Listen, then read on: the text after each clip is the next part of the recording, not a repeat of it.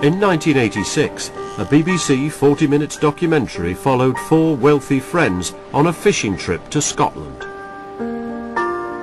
But what the fishing party caught was a series of outspoken and controversial opinions which shocked many viewers and made it one of the most famous films of its era. It was entirely the crowd's fault. Jumped out in front of me shouting, "See Kyle." And I said, "That's it. Tally ho, boys. Band at 6 o'clock. 40 Minutes On revisits the original documentary, and 20 years on, its main participant speaks for the first time about the film and the issues it continues to raise. We could not have done or said more stupid or irresponsible things in front of a camera.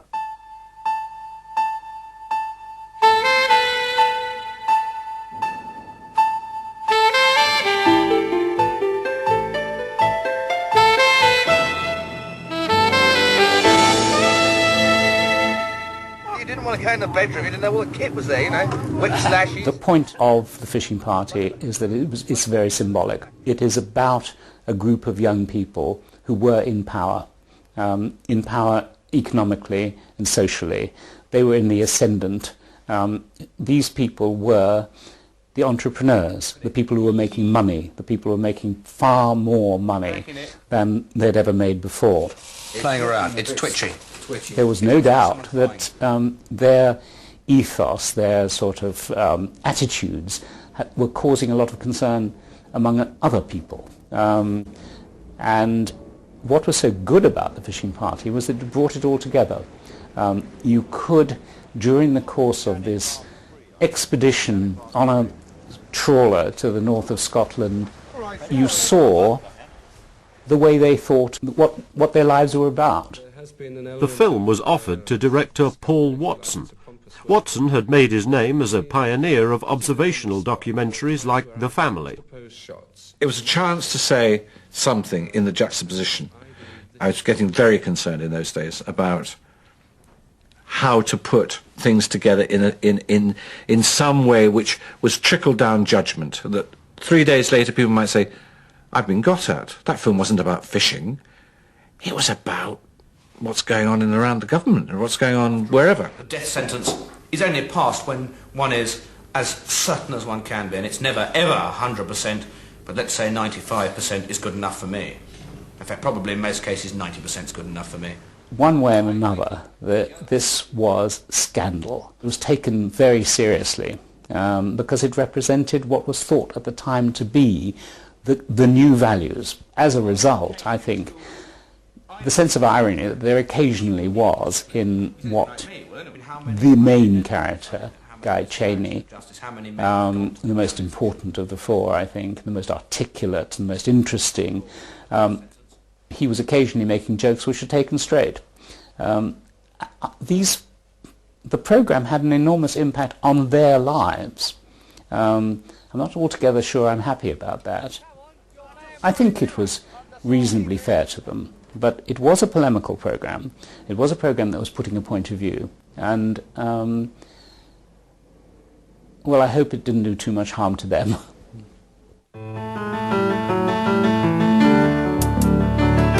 In 40 minutes' time, we'll hear from the fishing party's leading character today. But first, the original film from 1986.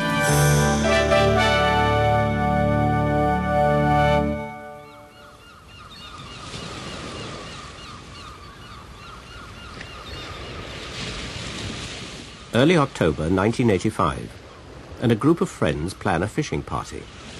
A chance to get away from the daily news of doom and gloom. Here on Pentland Firth, Scotland's most northerly waters, there are other preoccupations. Certainly, I've never sat on a trawler in the North Sea for 4 days, and I expect confidently to be violently seasick on at least 3 of them. I think I'm acting steward. Perhaps more on the liquid side than on the food side, as hopefully that'll be lockfin kippers and porridge for breakfast. My job is to supply the rum, which I understand is a major requirement for people who are going north of the border. I understand from Robert, a special request for Robert to have a bottle of champagne for when he catches the world record skate. And he's asked for me to supply him with some Krug champagne. Oh, Robert? Well, this is nice. Well, what's all this I hear of your escapade up to Scotland? Yes, well, a lunatic friend of mine wants to go for the record. He's very keen on fishing. He wants to go for the catch a record-sized fish. And apparently the conditions are very favourable in Scotland at the moment, off Scarpa Flow. God, sounds quite fantastic. Good morning, gentlemen. Would you like to order? Good morning. What would you like to eat, Sam? I think I'll start with potted shrimps. Shrimps? And what are you going to have? I think I'll have some oysters, actually. Oysters? Half a dozen oysters. We've got to get over around 186 pounds, and Guy tells me that this fish is 15 feet from side to side, which sounds remarkably like a good fisherman's story, and no doubt if we lose the fish it will be at least 15 feet from side to side. The records are in excess of £200, and I think, if I'm not mistaken, £236 for the halibut and $212 for skate. But there are much bigger fish there, much, much bigger. They've been seen before. They've been caught in trawl nets, but never been caught on modern line. There are possibly fish up to £1,000, halibut up to £1,000, but I don't think we're going to see those. We might see skate in excess of £200, and obviously what we're looking for is a halibut in excess of £200. And as I say, I think it's all go, all systems go. It looks good. If the weather holds, we don't get some really rough weather, I think we're going to be in for a chance, in for a very good chance indeed.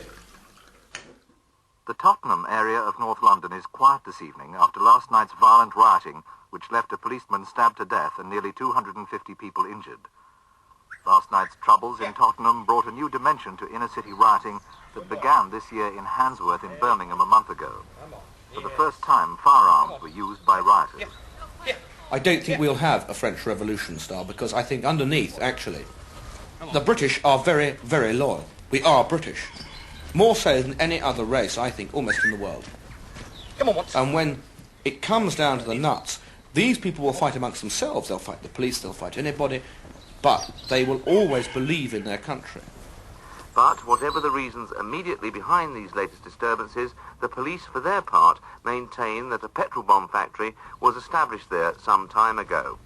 I think a lot of these what are considered race problems, are stirred up to a large extent by the far left, the loony left.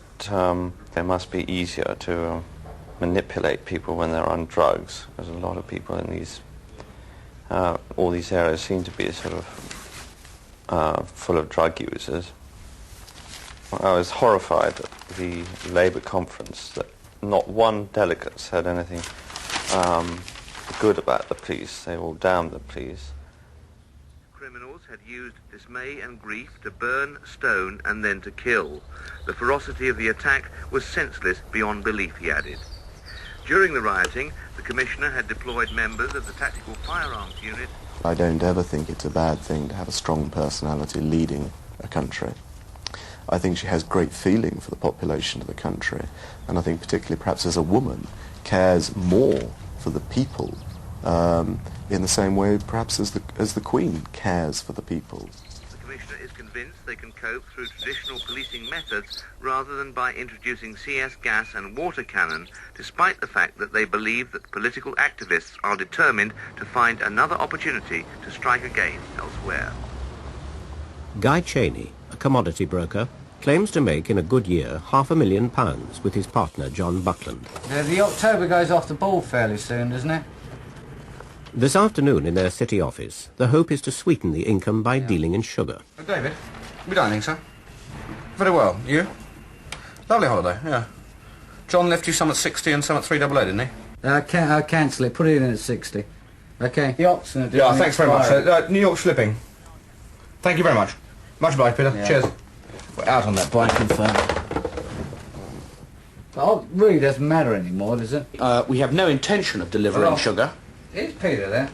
We are merely trading a contract month, which is an obligation to deliver sugar at a given price on over a given period. We have no intention of actually ever making that delivery. Buy 5 at 51.60. What are you cancelling? Buying. Buying at 60? Yeah. What are you putting back in at? Not going to run it. We're selling something we haven't got in anticipation of buying it back cheaper. Yeah. Thanks. And right now it looks like we're going to buy it back cheaper. It's going to go down. It's very choppy. It's choppy as hell. Okay, see, it's running. Got no buying in at all? No. Right. Here we go. Look at it. Eehee. They're cracking it. Playing around. It's twitchy. Twitchy. It looks like someone's buying. Someone's in there buying. Should be lower. Someone's buying. Yeah, on my chart it looks like a piece of shit. I mean, I don't know. It looks... Yes. John? Good to cancel. Do you want me to take out anything on the bounce? Still on the bounce? I'll look at it. Yeah. Sorry? Okay, cheers. Buy 5. Because I'm short of where? 2? You could drop like a stone, JB. I'd hang far on it. Look, it's 51.20 at 20 offered. I'd take that out. I really wouldn't. No, I'm going to... It's up to you. No, it's up to you. I mean, no, I'm going to cover it. Buy 5 at 1, Peter. Thanks a lot. Cheers. Yeah. I'd run something. Okay, buy 4 then. Yeah, 4 at 1. Thanks a lot. You think so? Yeah. Yes. I think I'm not going to come fishing, Guy. Quite honestly. Because we're earning money and... 3 cent drop's going to knock it. You watch now, I'm on a roll, I'm going to stay. No way, Jose. Could end in about 10 minutes. I know, but I'm going to stay. We can go fishing again. You go, I'll stay. 2 days later, the market broke. John, no longer hot, but having made a few thousands profit, shut up shop and went fishing with Henry, Robert and Guy. Oh, something on the end, definitely. Having a crack at it. Definitely a bite on it, isn't it? 100%. You doing something, Guy? Yeah, definitely a bite on it. Definitely a bite. Just leaving it for a second. Just a minute. Bear with me a minute. I think I can give it a strike. Ah, give it a strike if you think there's something there. Strike and wind, strike and wind. It's longer, can't it?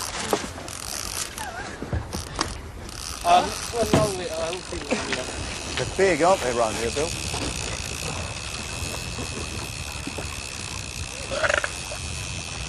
Do you want another knife? Yeah, I'll just stick it the other way then.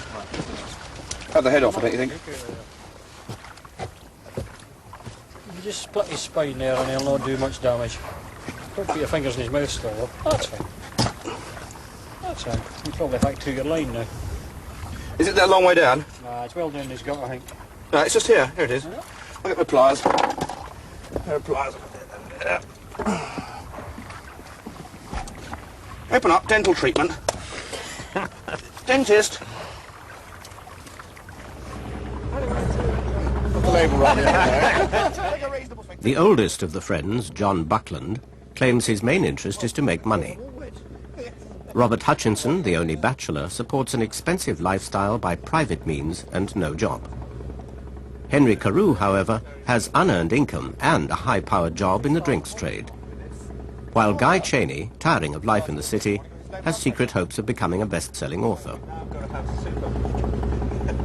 Now we go back again. What have you got in there? Yeah. Your lighter. Well, do you want a cigarette? The number of people out of work has risen to the highest level ever recorded. The total unemployed and claiming benefit last month was 3,346,198. That's a rise of almost 106,000 on the August figure.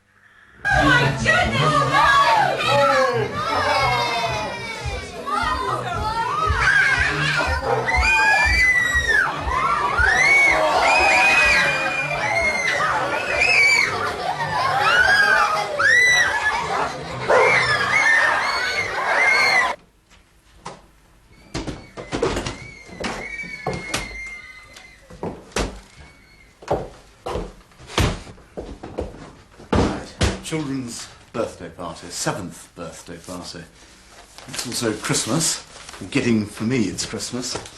And the company are playing around in the stock market, so So things are quite busy. I'm trying to get home for Rebecca's party, get settled down, in the hope that I can then actually attend it. Away from your faces and... Rebecca's going to go away to school. I think the normal age for girls to go away, if they do go away, is about 12. So when she reaches that age, I'll send her away to a boarding school to learn a little discipline. My wife agrees with the principle of sending Rebecca away, but I think it's for the good of the child and not just for the good of the parents. And Benjamin? What age will you send him?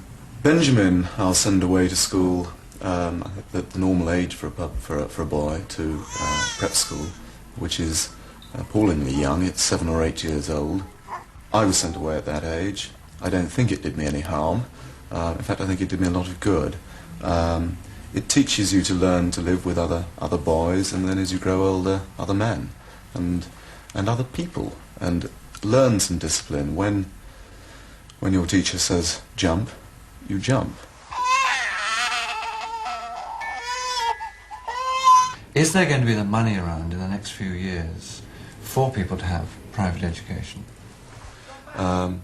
We, I believe, as a country, are generating more wealth, more income, more money. I think people who have the opportunity to work are able to earn, by working harder, more and more money, and really increase their real standard of living. And for those people with jobs, I think, yes, there will be the money around. Now, that's a very simple, pat answer. It's not as simple as that. I'm not a politician, nor am I a head of industry yet. I hope to be one day.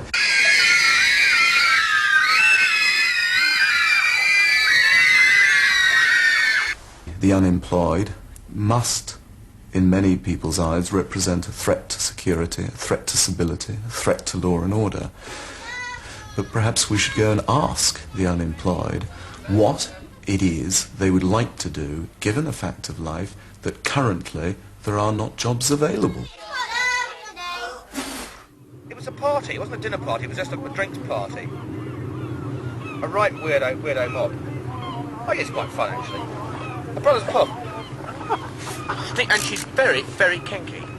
I lost a cufflink once there, I tell you. It's possible. I'm not telling you, I'm bloody sure that's where I lost it. I was looking for my umbrella at the time. She's not ugly, really. She's about 4'8" tall, and weighs about 16 stone. She's into chains and whipping and things like that. And what a bloody collection. Right, you had a lot in there, the Marquis de Sade's apprentices, they were all there. They turn up, some of them a lot, they turn up, all these men that pierce their nipples and all this sort of stuff, put tie pins to their tits. You didn't want to go in the bedroom, you didn't know what kit was there, whip slashes, like a peculiar leather factory. It's been a day of widespread violence in the coloured townships around Cape Town in South Africa. School children have been involved in street clashes with police following last night's killing of at least 3 youngsters in Athlone Township. They died when police, concealed in containers on the back of a truck, suddenly jumped out and opened fire during disturbances. Robert, how many clubs are you a member of? I'm a member of 3 main clubs. The RAC, which is very good for sports facilities, like squash, sauna, and of course this fantastic swimming pool. I remember Brooks's, it's very good for backgammon, and the Turf Club, which has an excellent snooker table, and also fantastic facilities during race meetings like Goodwood, Royal Ascot Wheat, and also very important at Cheltenham.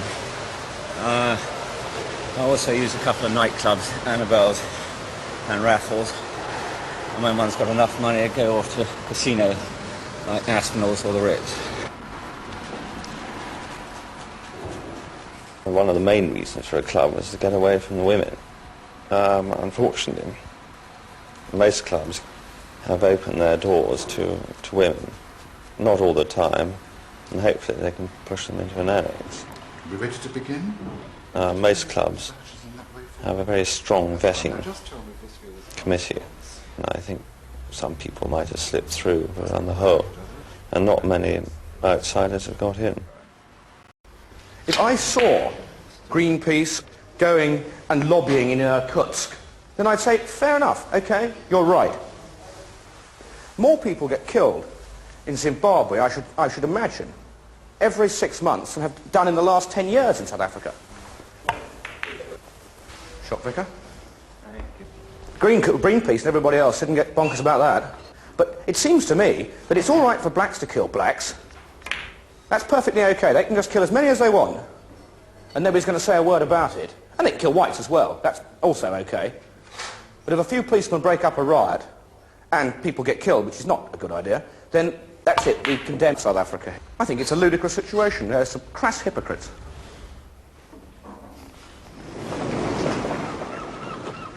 Anthony Mycock, the man jailed for a crime which it now appears may never have been committed, has been told that he must stay in prison pending an appeal court review of his case. Mycock has served almost half of a 5-year sentence for aggravated burglary of a flat in Manchester. Any minute now. Any minute. You see that wood go? I hope so. The punishment is made to fit the crime. Unfortunately, there seems to be very little punishment today, and it doesn't seem to be enforced anyway. It's ridiculous. It's absolutely absurd. Rather like caning in schools, I believe discipline is very important. He will need discipline. If he's anything like me, well, anyway. I feel quite firmly on this. I think corporal punishment must be, capital punishment, must be reintroduced as a deterrent. It must be. I think it is very, very important that this deterrent always exists, the deterrent of discipline and punishment. That if you do something wrong, you don't get told, oh, well, it's psychological, or it's all because of your background, or all because of your surroundings.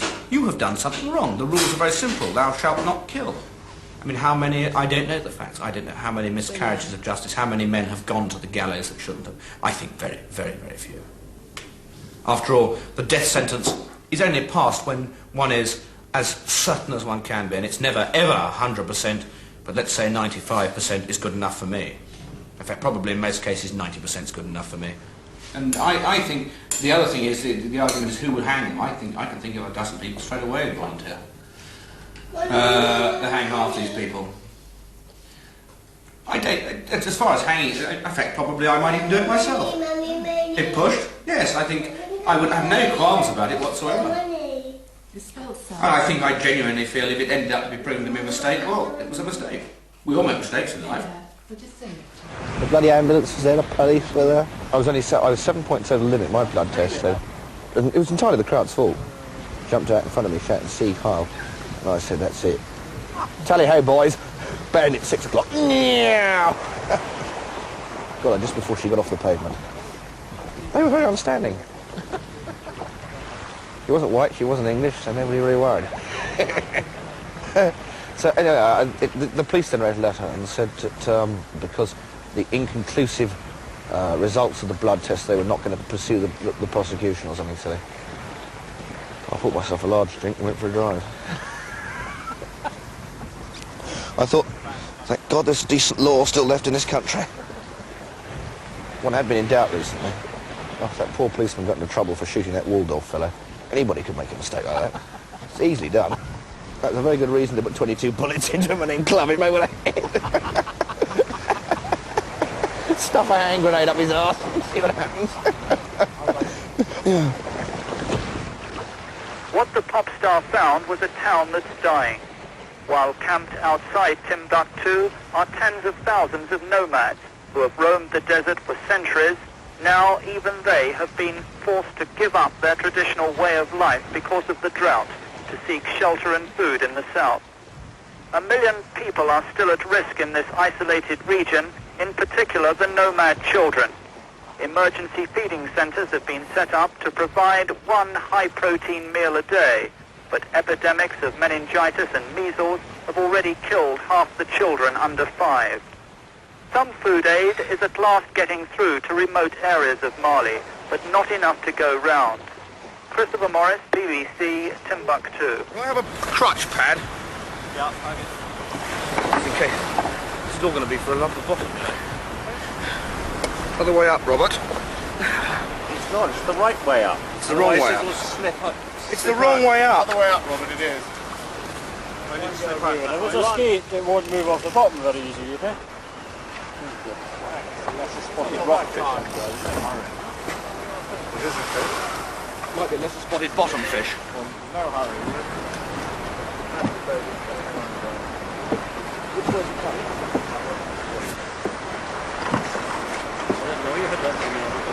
I changed to it because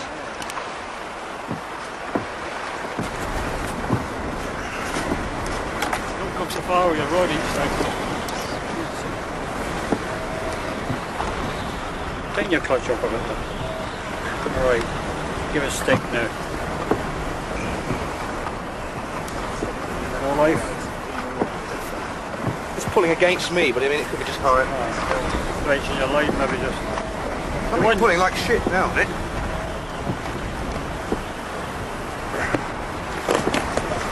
Not pulling any longer. What's happened?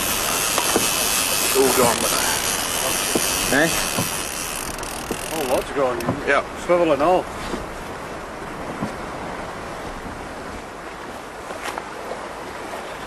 Not this broken. Such is life. Might have been a £400 skate. On the other hand, it might have just been a bit of rock. But there you go, moment of excitement. Just trying to work out. I can't think what it is why they're... I mean, unless there just are no bloody fish here. No. We've had one or two bits of bait taken. Yeah, but... Beginning to look as if there are no fish. I'm tempted to stay where we are tomorrow, off Dunnet Head. You just leave it then. With a big bait, fishing a big bait. Everything set up perfectly with a trace. Just get anchored and stay there. Do we, any of us know? Probably I'm the quietest. They do their thing, I do mine. They're not friends, they're just, I don't know, passing acquaintanceships. I don't know, I think hurrah Henry is not the right word, but there's, well, and there's no jealousy or class consciousness, if you like. It's an amiable friendship. I mean, I take the piss out of them all the time, and they do it to me. I think I'm streetwise, I think the word is. I've seen, done, and taken in a lot which they don't take you at school. I'm not really worried about the country, actually. I'm worried about me.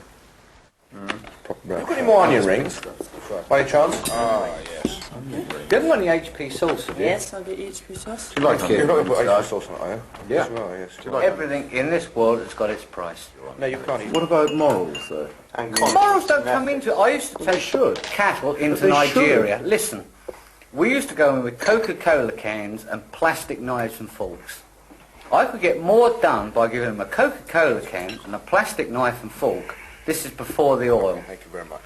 But if you gave them money. You haven't got the vinegar, have you? So if you're in front of the mic. Yeah. It's empty. It's not. You've got Sarson's vinegar. Malt. Well, for Scotland, I think you're doing bloody well. Absolute rubbish. Yeah. Well, she's working all by herself. She's only got one bloody table to do, hasn't she? Ah, it's fabulous. Thanks You've a lot. never worked so hard for a table, have you? There you are. What did I believe if you want something, ask for it. The acceptance of mediocrity is no good to anybody. We're going to pay for it. Ask for it. You're going to pay for it. Demand it. But don't you think so? Do you think people accept? People just grow up to accept Mark II all the time. Well, I think a lot of people, friends of mine anyway, are somewhat concerned about the outcome of the next election. Most of the old statesman-like politicians of the Labour Party are quietly making way for some very aggressive young gentlemen who have some very left-wing views, and they don't coincide with our views. And that's not to say that we are right-wing fascist. I think there is this fear. And I don't think just the city are concerned about what might happen as a result of this. I think the army might be a little bit concerned as well, the armed forces. I'm not a specialist in army manoeuvres, but I would not think it would take very much for a military unit to take control of London, to take control of the country, the government.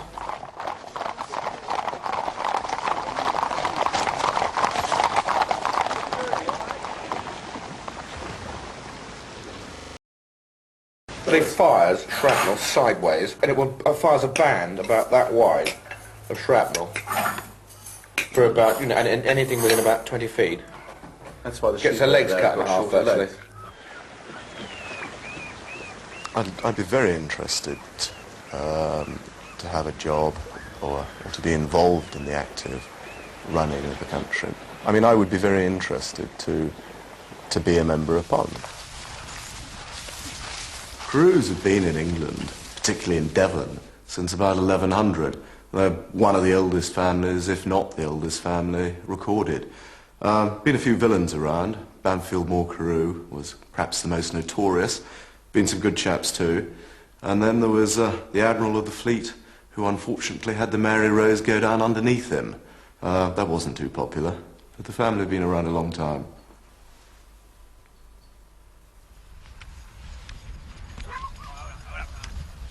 The Englishman is quiet. He has a good sense of humour. An Englishman's home is his castle. Some Englishmen's castles are their homes. But it doesn't matter what the man's home is. The racial characteristics are the same. Just bloody nice people. And obviously, the opportunity to become a member of Parliament, to be concerned with the country and the way it's run and the way it's managed, would be one I'd be delighted to have. Government is about teams. It's a team effort. It's like running a company. The chairman and managing director, they know better than the shareholders what is required for that company. I think businessmen reflect accurately the rest of the population. I would make more money if I didn't work for a company of the type I do. I'd probably make more money if I came and worked as you two do in the city. Do you think so? I'm sure I would. Well, as Noel Card said, the English are best. So out with the English and down with the rest. I think that sums it up. I suppose at the top is the aristocracy. You have an upper middle class, and working class. But I suppose I see myself as the upper middle class. And I'm afraid to say I have dissipated a certain amount of my capital over my lifetime, which is rather a mistake. I remember going to a headhunter once, and having looked through my CV, he said, "There's only one hope for you, and that's marry a rich woman." And I'm afraid that's the case. I'm so unlike Henry and Guy, who are very strong, very tough, full of bullshit, know how to put it across. Excellent salesman. Well, that's just not me. Work and myself do not get on well with each other.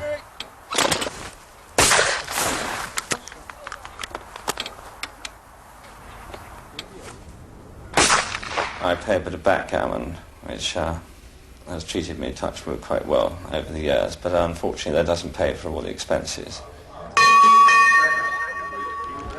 Unfortunately the dice go wrong, so one can't expect to win all the time at backgammon. So how much are you down this week? I think I'll leave that figure undisclosed. Is it hundreds or thousands? Hundreds. You're being honest, it's not thousands? No, it's not thousands. It's close. Close to the big G. How long will your capital last? I think a couple of years at least. So, but anyway, something might turn up before then. And therefore I think as long as one can keep financially solvent and keep the flag flying, then I much prefer to sort of lead the life I'm leading. Unless, of course, one has to be frightfully responsible, get married and have children, which is something that I have considered once or twice, but fortunately I've been saved from that sort of doom and despondency. What's so awful about marriage? Well, I think the responsibility is extremely high. I mean, you're not only looking after yourself, but there's only two good reasons for getting married. One is to have children. The other one is so that at least your wife can drive you home when you're drunk. Hey, come along, big boys take more than that. There we go. Not more? No, that's lovely. Go on, but you can't finish it. No way. Here we are, boys. Going through the rub.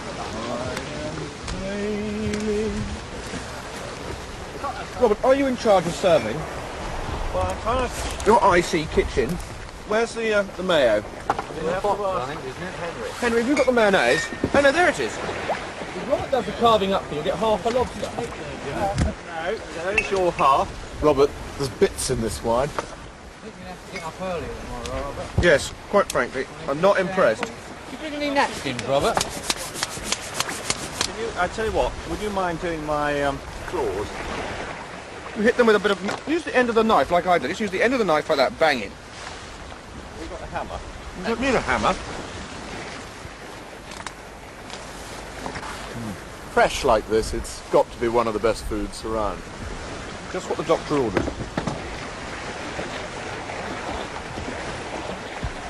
You're the Gannet Mark III, are you? Gannet Mark III. Wait for tea now, Robert. All right, so go ahead, but... Anybody for a nicely chilled little vino? What you bought, Robert? Yeah. Did you only bring one bottle of wine? Luffy, what you must try and do is ignore the cameras rather than comment on them with every breath.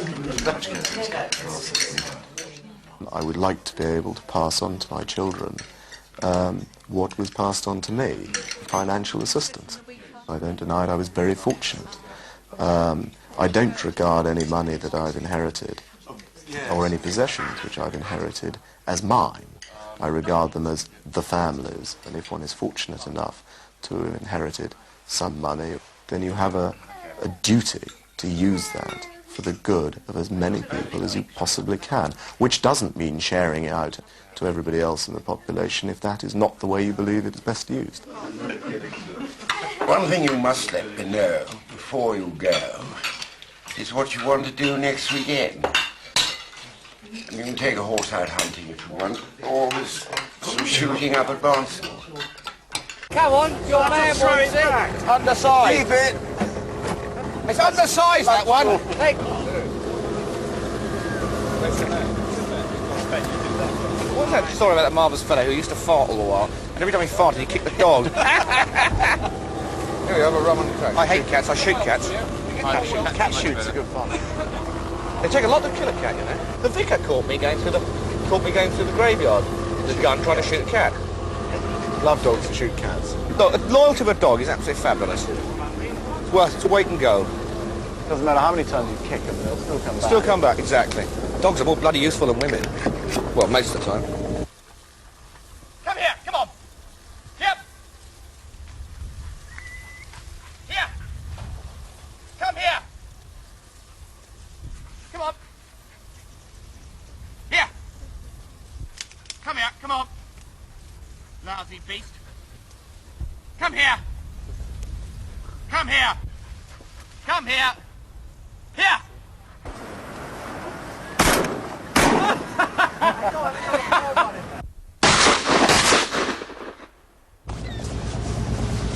Guy. Find it. Go on. Find him here. Find him here. Find him here. Find him here. Good boy. Bring him here. Bring him here. Bring him here. Dead. Dead. Dead. Good boy. Thank you, Monty. See that? Look at that. Magic. Sheer magic. Sheer magic, that is. Good boy. I won't have them tease you. I won't have them tease you like this. My experience once of shooting with some Spaniards was a little frightening. And they shoot anything. Starlings, larks, you know, missile thrushes, the works. And quite frankly, as soon as anything gets a foot off the ground, they shoot it. I think that can be said for most of certainly the Italians, the French, and the Belgians, and the Spaniards, anyway. Come on, we're supposed to be fishing. Come on. Sitting. I'm not shooting a sitting bird. Do it, home. Sitting. Don't shoot the little ones, Henry. Just wound them. The Carew technique.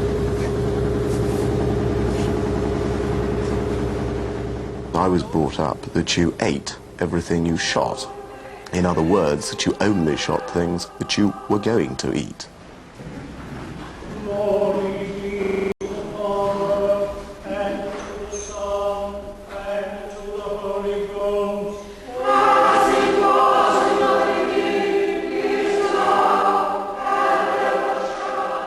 I like doing whatever I do well. So the enjoyment for me in the shooting of, say, a pheasant or a rabbit is to do it cleanly, quickly and efficiently. When I've done a good shot, when I have shot well, I get the sense of satisfaction of having done what I am doing well. Exactly the same sense of satisfaction as I get having driven my car well, having ridden a horse well, having done a piece of business well. I like to do things well. Come on, bloody... Come on! Oh dear, we missed. What a shame. Come on, let's hang on. There's an eider duck. Get the eider duck up. Right, there's an eider. Eider's protected duck. Don't shoot it, for God's sake. Not on camera, anyway. The pound closed down 1.5 cents at $1.42.1. And on the stock market, the figures from Shell provided the excuse to take profits on the long record-breaking rise in the market. The 100-share index was down 10.2 at 1,384.8. Government stocks were down an eighth in short and 3/8 in long. On Wall Street not long ago. Rubbish! What the hell are you doing? Where, Robert? Still where? One more try. Right, okay.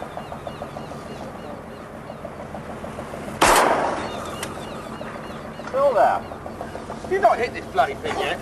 Final last effort. That's not working. Oh, piss off! Pull him away. Ah! You bastard. Right, Mr. Cheney. Ah!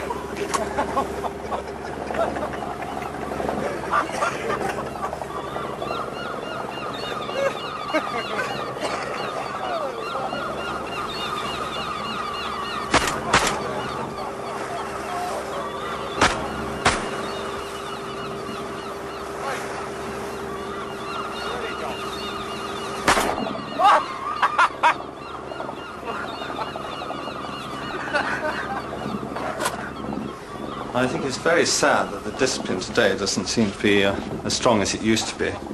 All the children seem to run riot. They abuse the teachers. I mean, Christ, if we did that, our life wouldn't be worth living, but it doesn't seem to exist today. I think the public school system is still a very excellent system. I mean, obviously, it is a privileged position. I will accept that. But it's better for some people to have it rather than for nobody to have it. Let's lead from the top rather than the bottom, as it were. I think you better come down before you bugger the life raft on the radar. Yeah, you son. The Home Secretary, Mr. Douglas Hurd, has praised the way the police dealt with the riots. He said they were right to ensure that the trouble was confined to the Broadwater Farm estate. I believe that the operational judgments were right. The police concentrated on containing the area, on preventing the criminal mob spilling out of that particular housing estate and doing infinite damage elsewhere. My job now is to give full support to the police. How does the fishing party's most outspoken member regard the documentary and its era 20 years later? Now, on 40 Minutes On, Guy Cheney speaks about the film for the first time.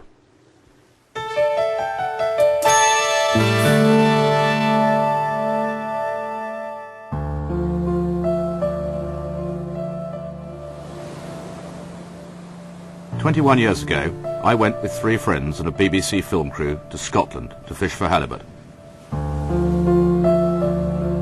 It was undoubtedly one of the most foolish mistakes I have ever made. Of course, we didn't catch any halibut, but we did find ourselves caught in the net of one of the most controversial documentaries of its time. None of us could have comprehended what the fallout from the ensuing programme would be. In one way or another, we all paid a price for our mistake and found ourselves transformed overnight into national hate figures. fishing party has had viewers calling in droves, and they were not The happy. programme was irresponsible and in bad taste, and were appalled at scenes showing seagulls being shot at They random. had no idea of how the majority of us live, and they're protected. So-called pillars, although there's a better word for people like them, of society. If the producers of the programme were condemning rather than praising these people, they should have made this clear earlier in the programme rather than giving them a platform. If the public hated us, the press went for us with a vengeance. Accuracy seemed of little relevance. We were the enemy and vilified accordingly. Even writers from traditionally conservative papers heaped scorn and venom. One such critic was Byron Rogers of the Sunday Times. Until the day they die, the four will never forget Mr. Watson. He wasn't interested in skate or halibut, but invited them to fill in the slack moments by talking about anything which came into their heads, and four trusting, not that likeable men opened like roses. Don't shoot it, for God's sake. We saw the unacceptable face of Thatcherism, the soft-faced new men who are doing well in the city. Presumably they're representative of their kind. All four of us, who took part in the fishing party, will never forget that hostile reaction. Should we have expected it? Almost certainly yes. Were we prepared for it? Definitely not. Incredibly, we had actually been shown a preview, and yet we just did not get it. Best-selling author. 20 years on, I'm prepared to revisit the film, if only to understand better, in my own mind, why it has endured and continued to generate such interest. I'm also curious to see how I feel now about its content and the way it was made. It was entirely the crowd's fault. Jumped out in front of me shouting, "See Kyle." And I said, "That's it. Tally ho, boys. Bandit 6 o'clock. Meow." Got her just before she got off the pavement. My most intense sensation when watching this again and reflecting on it is one of anger. And not anger with Paul Watson or the BBC, but anger with myself for actually doing it. Irrespective of whether we now hold the same views as those portrayed in the film, the great mistake was allowing ourselves to be filmed over a prolonged period and being totally relaxed and uninhibited in what we said and did in the extremely naive opinion that a documentary was being made about a fishing trip which would not be detrimental to us. I should imagine if there's a rule book that's to be written for people who are getting involved in any form of documentary or filming, we broke every rule in the book. We could not have done or said more stupid or irresponsible things in front of a camera. You come to a handful of small elements of it, which probably caused the greatest anger at the time. Do you think people were justified in feeling that way, though? Based on this programme, the answer is probably yes. Seeing the film again raises a number of questions which I want to explore. Why didn't we anticipate that people would react with such hostility? Was that hostility entirely our own fault, or in part down to the filmmaker's techniques? And perhaps more significantly, how does the film look when viewed in the context of Britain 20 years on? It's now quite obvious that Paul Watson set out to make a polemical film, and we undoubtedly provided him with the raw material in abundance. But to understand his agenda and who we were then, it's important to remember the era in which the fishing party was made. Like many of my contemporaries, I'd celebrated the arrival of Margaret Thatcher in 1979 and the Conservative project to transform the country. We were still reeling then from the winter of discontent just a few months earlier. We'd become the sick man of Europe, and it seemed that if the country was to avoid descending into permanent chaos, we needed a new spirit of enterprise, privatisation and deregulation. All of which I and many of my contemporaries embraced enthusiastically. By the time we filmed The Fishing Party in 1985, I and my colleagues from the city were beginning to reap the rewards of the Thatcher Revolution. Do you think we were foolish to believe that this was a genuinely exciting, groundbreaking time, and that we were at its cutting edge? Well, I mean, I saw it as a journalist, not in the city, but really in politics. And what I saw was a real transformation, probably bigger in the city than anywhere else in Britain, from a very old-fashioned institutional framework to something that was really quite sensational. Britain changed. It changed more radically in 5, 6, 7, 8 years than it had done so in the previous 20 years. And the change was one of the breaking apart of institutions, breaking up of monopolies, introduction of markets, all the things that the free market liberals had always wanted was beginning to happen. And a lot of people were bruised by that. A lot of people didn't like it. And it's this resentment which I and my friends both underestimated and seriously misunderstood. Was it motivated just by envy of our success, or was it what we actually stood for? Well, I think there were two things. One was people were just jealous, other people were being very rich. I mean, the difference between the rich and poor widened quite dramatically under Thatcher. And people were making money who, in the views of what might be called the intelligentsia, didn't know how to spend it. They were spending it on the wrong things. But you also have to remember that there were lots of people in the 80s who really suffered. And when people saw the miners or the shipyard workers or whatever it was clearly losing out, car workers who'd earned quite good sums of money suddenly becoming manual labourers, you had a very vivid sense of the differences in society which you hadn't had before.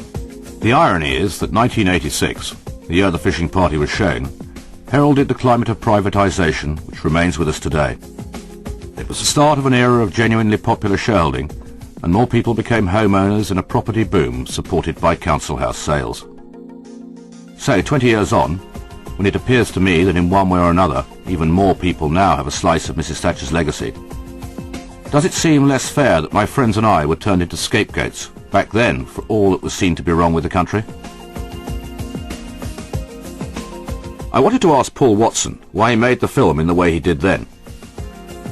Did he really hate us personally, or were we just the modus operandi for his own political statement? How did he feel about it now? Sadly, he declined to discuss the film. Byron Rogers, however, did. Looking at it now, I would think, my God, you were stitched up. I mean, you were young, you were successful, but God, you were gullible.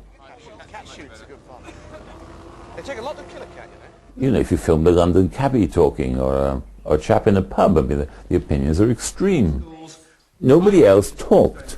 When you talked against a background of bewildered children and submissive wives. Now, this was very cunningly done, because anyone will sound like a bully when everyone else around him is silent. I think it's a very unfair film now. Paul Watson was charming, provocative, extremely disarming, and quite ruthless in his execution of the project and us. Countless hours of film and sound were edited and intercut with news reports to paint a picture of excess, arrogance and decadence. Anything that we said or did that did not fit in the filmmaker's agenda was definitely deleted. I also wonder whether people now recognise that, rightly or wrongly, not everything that we were shown saying in the fishing party was uttered in a spirit of utmost seriousness. There's only two good reasons for getting married. One is to have children. The other one is so that at least your wife can drive you home when you're drunk. It is possible to be entertained, amused, and not take too seriously people who come out with what may be outrageous right-wing views, as it seems. You know, they're making sort of in-jokes, really, which we are taking at face value. Now we see it, I think, far more for what it is. I also find it amazing that some of the original viewers actually thought the BBC was offering a platform for our views. Didn't they hear how all those radio news clips were used to counterpoint and undermine us? Some food aid is at last getting through to remote areas of Mali, but not enough to go round. Christopher Morris, BBC, Timbuktu. Can I have a crutch pad? God, if somebody went on holiday with me to Tenby and intercut with, you know, some dreadful things happening in the world, we'd all look selfish. You didn't actually need to take what I thought was a sledgehammer approach by using this these news broadcasts, some of which were relevant, some of which I thought pretty well not relevant. Paul wanted to, and you know, he was the filmmaker. The first time firearms were used by rioters. It's a perfectly legitimate thing to do, to make a documentary which argues a particular case and uses techniques of this kind, but you should be aware that that's what's happening. Clearly, Had we been aware of the real agenda at the time, we might have been a lot less inclined to participate. Are we all just a bit wiser to this kind of thing today? The Fishing Party is now considered to be a classic of a certain genre of filmmaking and is actually taught to teenage students who weren't even born when it was first shown. And you think it was them that were the hypocrites, or were they being painted in a bad light? Who reckons they were stitched up? I guess they have control over what they say, and if they didn't want to come across as a certain type of person, they wouldn't have said some things they did say. In real life, they might actually be like, you know, normal people, but I think it's the editing as well that makes them look more stupid. And another thing about the film is it's of its time. It's way before you were born. What was going on at the time, and how is this film commenting on it? Was it during a recession? It is. It's pretty. Times are pretty rough. Yeah. I think it's hard for young audience to understand what the 80s were like, or what the kind of the prevailing social and political realities were over a lifetime ago, as far as they're concerned. However, I think they do understand the technique. I think people like Michael Moore use this technique all the time. This kind of undercutting and the ambush, pretending that you're on the side of the interviewee, but in fact you're not. I think they would respect that, and they, in some ways, they expect it, and that's kind of part of the game of the modern documentary. Hello. Hello. Good morning. That may be so, but what I don't see the modern documentary doing is challenging today's establishment and representative figures with the same relish and ruthlessness that the Fishing Party did against us 20 years ago. You look like a raven-haired temptress in that photo. Oh, well, there you go. Perhaps people are simply too sensible to fall for the same tricks that I did back then. Or maybe it's because the kind of people who resented us so much in the 1980s have now become part of the system themselves. Do you think that the sort of soft left intellectual who felt so ostracised by Margaret Thatcher in the early 80s, what does he feel today? Does he feel he's got anything to argue about anymore? Has he got any axe to grind anymore? Has he got anybody to punish anymore? I think Blair's great achievement was to make what happened in the 80s permanent. Whatever it was that Thatcher said, and whatever it was she did, and she said much more than she did, I have to say, Blair effectively said there's no alternative. So the left has had no alternative to Thatcherism. It hasn't produced one. It's still pursuing all the Thatcherist responses to the public sector and to the private sector, for that matter. There's been no going back on union reform. None of these things have been realised by the left. I think they've got no arguments, really. I worked near here in those heady days of the early 80s, and looking back have few regrets. I haven't managed to keep the money, but it was fun. I can't say the same of the Fishing Party. With the benefit of hindsight, I can see and cringe at the awfulness of the spectacle in which we allowed ourselves to be the principal players. Like performing seals, we leapt and pirouetted to every morsel Paul Watson tossed us. We were young, foolish, opinionated, and should never have done it, but that is no excuse. However, for better or worse, much of what we really stood for then, not as we were portrayed, has actually endured. Where are the Paul Watsons of today, I wonder? It is remarkable that many of those who despised what we represented in 1985 have not only endorsed and supported its new Labour legacy, but now drink insatiably from its profitable well and are, unsurprisingly, conspicuous in not condemning it. So nothing really changes.